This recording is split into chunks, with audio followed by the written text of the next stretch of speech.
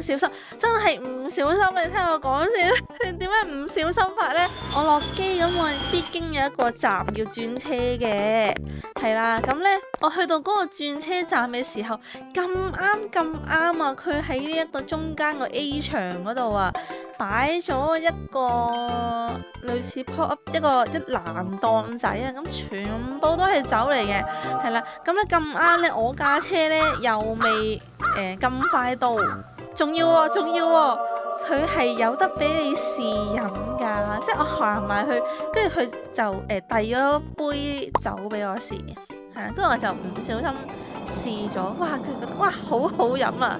仲要係淨係要2000幾 yen， 係啦，2000幾 yen 咁大支酒喎，點有得唔買啊？係咪啊？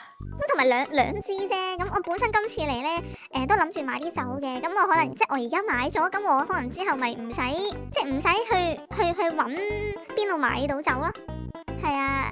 咁其實呢個都係為咗之後嘅我着想，即係既然我而家路過可以做到嘅事，點解我要之後特登揾時間去做呢？ 2 hours later，落機第一時間去買酒唔講，我唔係特登去買㗎，係我真係咁啱撞到佢擺喺度，跟住咁啱有得試飲，咁啱佢又即係啱我口味，同埋咁啱佢價錢合意，咁我咪買咯。唉，即係都咁咯，點有得唔買啫？